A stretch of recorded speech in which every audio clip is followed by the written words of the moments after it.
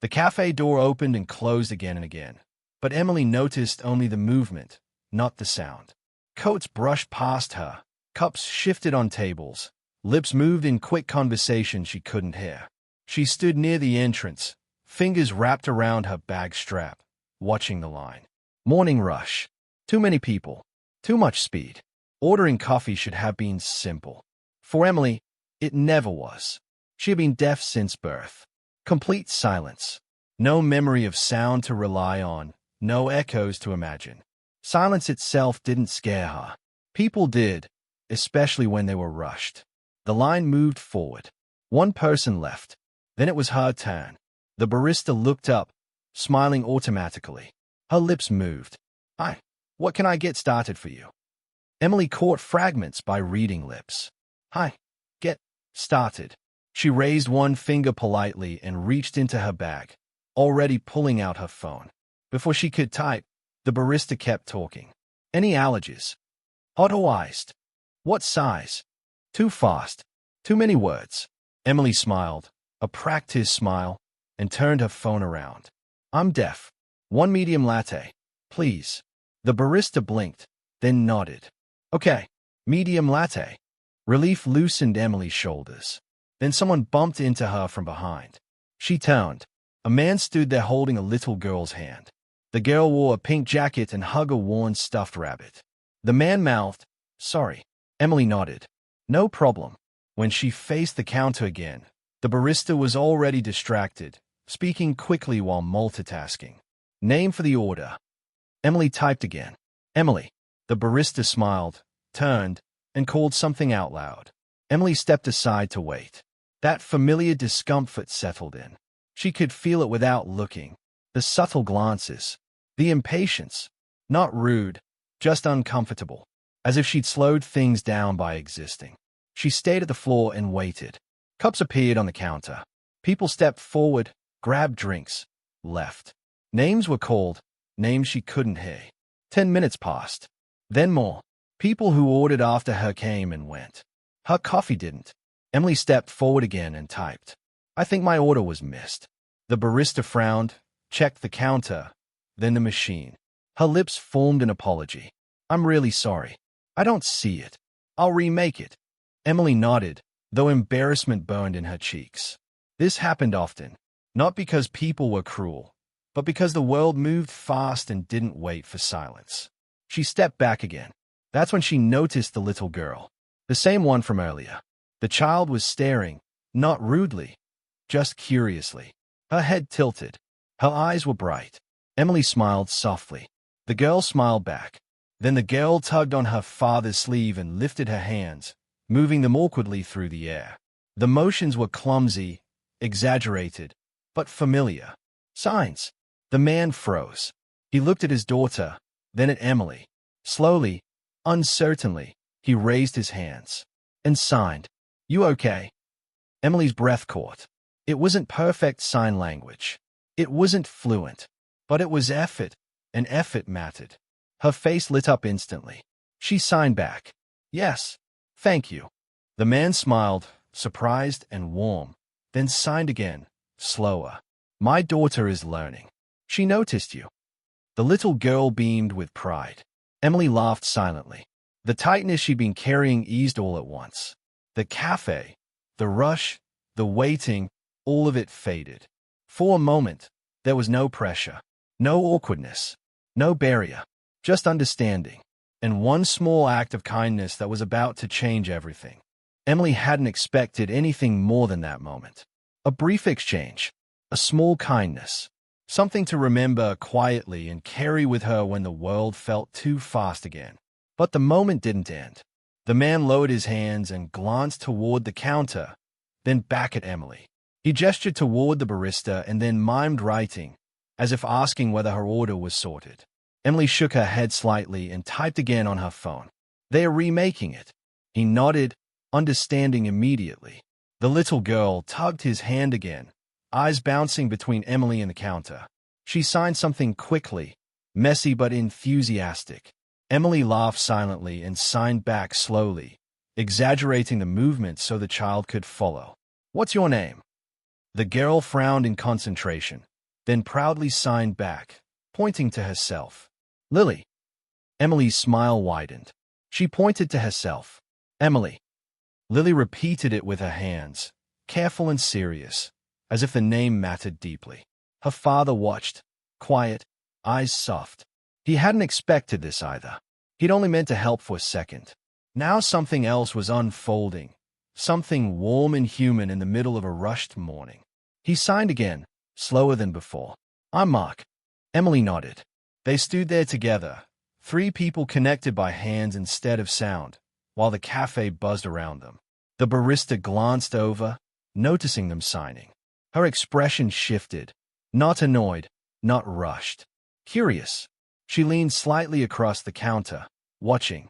When Emily's drink was finally placed down, the barista pointed to it and mouthed clearly, slower this time, Emily.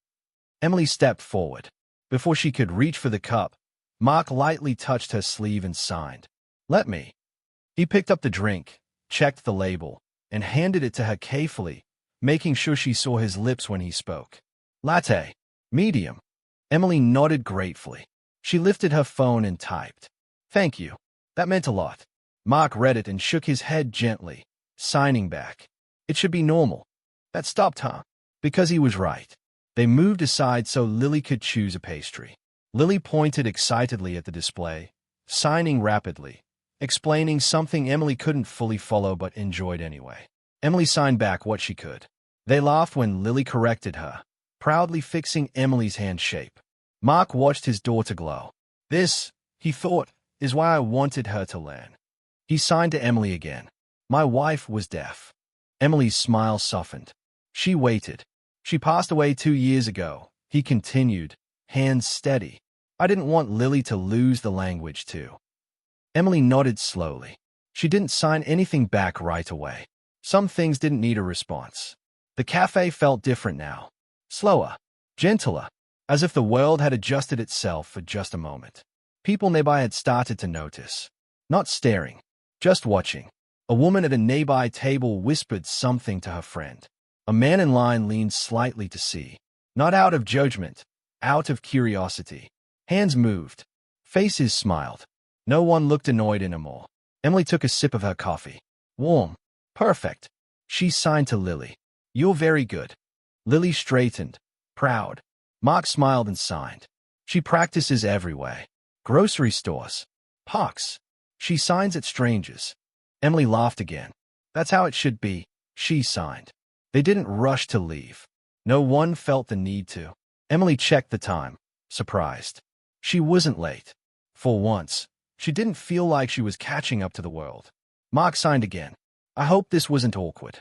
Emily shook her head immediately. It was kind. She signed. That's Ray. Mark considered that. Then he reached into his pocket and pulled out a folded napkin.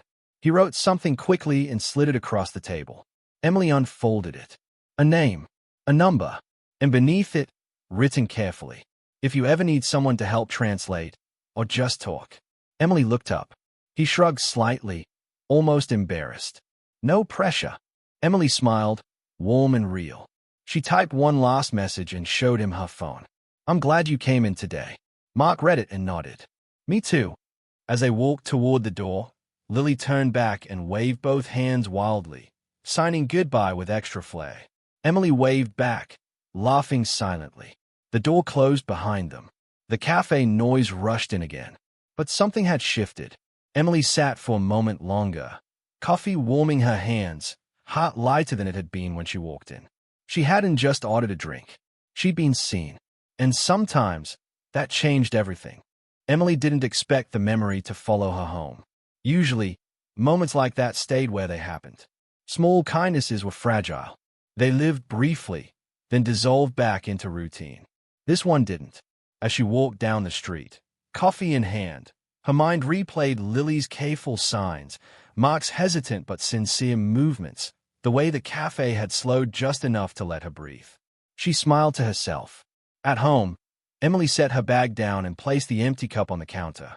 She stood there for a second, then reached for her phone, not to text, not to scroll, but to open a notes app. She typed, Today, Someone chose to see me. She hesitated, then added more. Not a post. Not a story. Just a record. Something to remember. That evening, Emily met her friend Sarah for dinner. Sarah wasn't deaf, but she'd learned sign language years ago and used it naturally with Emily. No phones. No writing. Just conversation. Emily told her everything. Sarah's eyebrows lifted, then softened. That's beautiful, she signed. You should share it. Emily shook her head immediately. No, she signed back. It was private. Sarah nodded, respecting that. But later that night, Emily's phone buzzed. A message from an unknown number. Hi, this is Mark. I hope it's okay, I texted. Lily asked if she could practice signing again. Emily smiled and typed back. Of course. The next afternoon, they met again. Same cafe, same time. This time, it felt easier. The barista recognized Emily and smiled, speaking slower, pointing clearly. The line moved without tension. No one sighed. Mark and Lily joined her at a table. Lily immediately began signing a story about school, about a rabbit toy, about something that had happened on the playground that Emily didn't fully understand but followed enough to laugh at the right moments. Mark watched, proud. He signed to Emily while Lily talked. She's been more confident since yesterday. Emily nodded. So have I. Someone at a nearby table pulled out a phone. Not secretly, not awkwardly. They held it up openly and asked Mark something Emily couldn't hear. Mark shook his head and signed back to Emily. They asked if they could record Lily's signing. Emily looked at Lily, who was mid-story, hands flying, face animated. She signed to her gently. Do you want that? Lily thought, then shook her head. Emily smiled and signed back to the woman. No, thank you. The woman nodded, apologetic, respectful. That mattered. Over the next few days, small things changed. The cafe added a small sign near the register. We're happy to write or type your order. Another barista began learning basic signs. Hello. Thank you. Name. Emily noticed. So did others.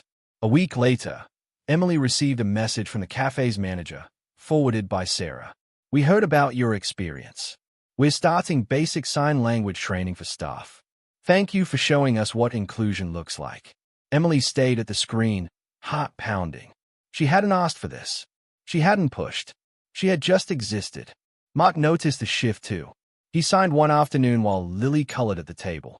My wife would have loved this. Emily's expression softened. She's still part of it, she signed. Mark nodded, swallowing. One quiet evening, Mark posted something online. Not a video, not a performance. Just a photo of Lily's hands mid-sign, slightly blurred from movement, with a caption. She practiced today with someone who understood her. Kindness is a language too. He didn't tag anyone, didn't name anyone. The post spread anyway. People shared it, commented, added their own stories. None of them knew Emily, but they understood her. Emily didn't see the post until Sarah sent it to her. She stared at it, surprised. Then she smiled. Not everything needed to be loud to be powerful. Some moments traveled quietly, and sometimes they arrived exactly where they were meant to. Emily noticed the changes before anyone said anything. It wasn't dramatic. It wasn't loud, but it was real. The cafe felt different now. Baristas made eye contact longer. They pointed more. They spoke slower without being asked. One of them had taped a small handwritten note near the register. Learning sign language. Please be patient. Emily stood there one morning reading it, coffee forgotten in her hand. For the first time, accommodation didn't feel like an inconvenience. It felt like intention. Mark noticed it too. He came in less tense now. Shoulders relaxed. Lily bouncing ahead of him. Lily no longer hesitated before signing. She didn't look around to see who was watching. She just spoke in the way she knew. One morning, a man in line signed awkwardly at Lily. Hello. It wasn't perfect. His hands were stiff, uncertain. Lily gasped, delighted, and signed back enthusiastically. Emily watched the exchange from her table, warmth spreading through her chest. This was how things changed. Not with announcements, with attempts. The cafe manager introduced herself to Emily a few days later. She wrote instead of speaking, careful and considerate. We're learning because of you. Thank you for being patient with us. Emily shook her head and wrote back. Thank you for listening. That was the difference. Outside the cafe, the world still moved too fast. People still talked without looking, still turned away mid-sentence, still assumed silence meant absence. But hey, in this small corner of the city, things were shifting. Emily began noticing other deaf customers coming in. One, then another. They noticed the sign. They noticed the effort. They stayed. One afternoon, Mark arrived looking tired. Lily was quieter than usual, coloring slowly. Emily signed to him. Everything okay? He hesitated, then nodded. Work's been hard. Money's tight. Emily nodded, understanding more than he realized. But Lily loves coming here, he added. It's one place she feels normal. Emily looked around the cafe. The staff, the sign, the customers signing hello without fear of doing it wrong. She is normal, Emily signed firmly. Mark smiled, eyes glassy. Later that week, something unexpected happened. A short video appeared online. It wasn't Mark's post. It wasn't Emily's. Someone else had filmed the cafe. Hands signing, baristas laughing as they practiced, Lily teaching a customer how to say thank you. No faces were centered. No one was exposed. Just hands. Movement. Smiles. The caption read, "This coffee shop learned sign language because one person mattered." The video spread. Slowly at first, then faster. People commented, shared, tagged friends. Some recognized the cafe. Others recognized themselves. Emily found out when Sarah sent the link. She watched it once. Then again. She didn't cry. She didn't feel overwhelmed. She felt steady. This wasn't about her anymore. It was bigger. Mark saw it too. He signed to Emily the next time they met. I hope this doesn't make things uncomfortable for you. Emily shook her head. It makes things possible, she signed. The cafe owner reached out again. Other locations want to do this too. Emily stayed at the message for a long time. She thought of her youngest self, standing quietly, waiting, hoping not to be noticed. She typed back, I can help. That was how it started. Not a campaign, not a movement, just a decision. One person, one cafe, one moment where someone chose to sign instead of turning away. And the world, just slightly, leaned closer to listen. Emily hadn't planned to become a point of reference. She didn't want attention. She didn't want a spotlight. She just wanted coffee without feeling like a problem that needed solving. But once the video spread, people began to notice her, not in the cafe, but in messages, emails, DMs, notes forwarded through friends. Deaf adults thanking her for existing in the space without apologizing. Parents of deaf children asking what they could do better. Baristas from other cities saying they'd started learning signs because of the video. Emily read every message slowly. Some made her smile. Some made her sit very still. One message stood out. I stopped going out alone because it was too hard. I went back to a cafe today because of this. Emily closed her phone and took a breath. Being seen carried weight. Mark felt it too, in a different way. People recognized Lily now, not by name, but by spirit. They smiled when she signed. They waved back instead of staring. One afternoon, Mark signed to Emily while Lily played with her rabbit on the floor. She thinks everyone signs now. Emily smiled softly. Maybe someday, she signed. Mark hesitated. I worry, he signed, that when the attention fades, she'll feel the difference.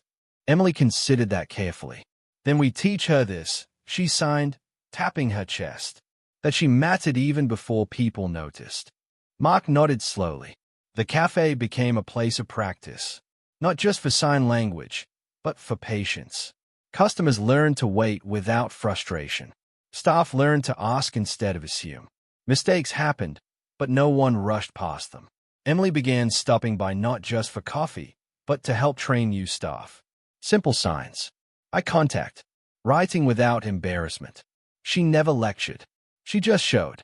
One morning, a woman approached Emily after watching her sign with a barista. She held her phone up nervously. My sister is deaf. I never learned sign language. Is it too late? Emily shook her head gently. It's never too late to try. The woman's eyes filled. Not everything was easy. Some comments online were careless. Some people accused the cafe of performative kindness. Some said it was just for attention. Emily saw those too. She didn't respond. Mark signed to her one evening. "Does it bother you?" Emily shook her head. "Noise," she signed. "I live in silence. I know the difference." Mark smiled. Lily climbed into Emily's lap that day, unprompted, and signed clumsily. "You're my friend." Emily laughed silently and signed back. "You're mine too." The cafe owner invited Emily to a small meeting. No cameras, no press, just a question. "Would you help us expand this to other stores?" Quietly, Emily didn't answer immediately. She thought of mornings spent waiting, of names miscalled, of being invisible. Then she nodded. Yes. That night, Emily walked home under the streetlights, coffee replaced by a warm sense of purpose. She hadn't asked to be seen, but now that she knew what to do with it. The morning sun filtered through Emily's apartment window as she sipped her coffee. She reflected on everything that had happened. The cafe, Lily, Mark, the ripple of kindness that had spread farther than she ever imagined. She smiled softly, not a loud smile, not one meant for anyone to notice. Just the kind of smile that grows quietly from knowing you've made a difference. Emily walked into the cafe that day, not as a visitor, but as part of something bigger. Baristas greeted her with gentle nods. A small group of staff were practicing basic signs, repeating hello, thank you, please, and laughing when they made mistakes. Mark and Lily were already there. Lily ran to Emily, throwing her tiny arms around her waist, signing hurriedly. "We practiced," she said. Emily laughed silently, signing back. "I see that. I'm proud of you." Mark watched quietly, a soft smile tugging at the corner of his lips. He signed to Emily. "You didn't just help Lily. You changed all of us." Emily nodded. Her heart felt full. She had never expected that a small act, a smile, a typed note, a patient interaction, could stretch beyond one morning. But it had. The cafe had transformed into a small sanctuary. Not because of grand gestures, not because of cameras or posts, but because of understanding, effort, and the courage to connect. A place where everyone, deaf or hearing, felt seen, respected, and included. Emily realized that kindness was contagious. A simple sign, a patient hand, a moment of recognition could travel farther than words ever could. She glanced at Mark, then at Lily, then at the baristas, and finally at the customers practicing signs with quiet determination. It wasn't perfect. It would never be. But it was real. And that mattered. Before leaving that day, Emily typed a quick note on her phone, showing it to Mark and Lily. Never underestimate what one small act can do. Mark read it and nodded. Lily mimicked signing "never underestimate" with her little hands, giggling at how serious Emily looked while writing it. They laughed together. A real laugh. A full, unrestrained one. As Emily walked home, coffee in hand, she thought about the world outside the cafe. People still rushed. People still misunderstood. People still overlooked small signs of struggle. But now she knew, kindness traveled. It reached people, and they passed it along. And sometimes, it returned to the very place it started, like a smile that never fades. She looked at her phone. A message from Mark. "See you tomorrow?" Emily smiled. She typed back, "Yes," because some connections didn't need sound. They didn't need words. They only needed effort, understanding, and a little bit of courage. And that was enough to light up the world.